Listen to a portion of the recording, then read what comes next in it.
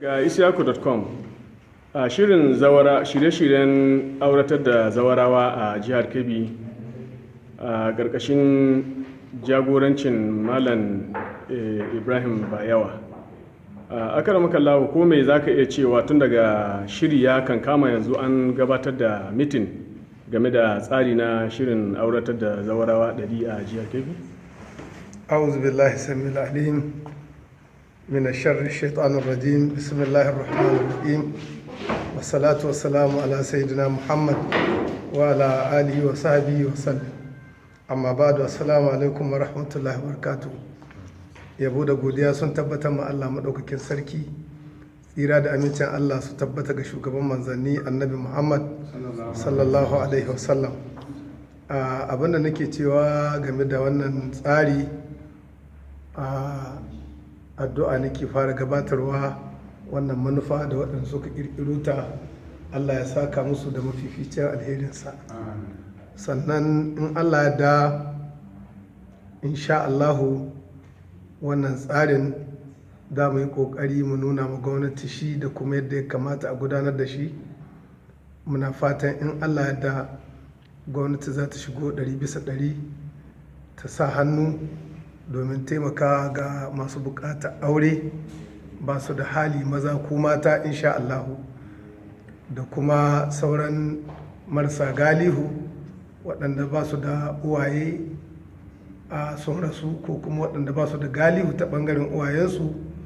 Gwamnati za ta shigo insha Allahu ta ba da gudunmuwa mai tsoka domin a ga cewa sun samu mazajen aure, in mata ne ko kuma in maza ne su ma sun samu matan aure.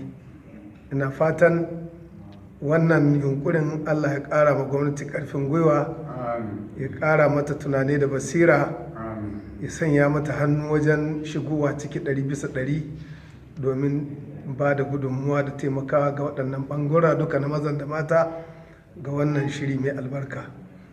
Muna fatan sauran jagorori da suka shigo, da shugabanni na addini da shugabanni na al'umma da suka shigo, Allah ya saka mu kowa da alheri. Muna kira kuma ga sauran al'umma na jihar Kebbi gaba ɗaya su shigo da kyakkyawan manufa, a yi ƙoƙari a ga cewa an samu nasara kamar yadda sauran wasu jihohi suka samu nasara, kamar jihar Kano da kuma Sokoto nan da a kusa gare mu, da Jigawa, duk sun yi irin waɗannan tsare-tsaren, kuma tsare-tsaren sun yi shawa, mutane sun yi farin ciki da irin yadda aka samar da wannan gudunmuwa ga gwamnati da sauran masu hannu da shuni aka gudanar da waɗannan aure-auren.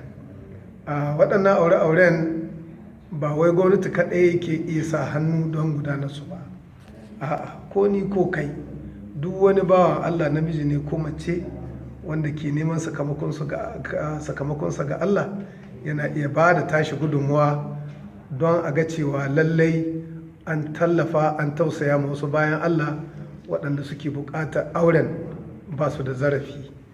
Wannan shine roƙonmu ga sauran jama'a. Allah ya saka mu kowa da alheri. Assalamu alaikum wa rahmatullah.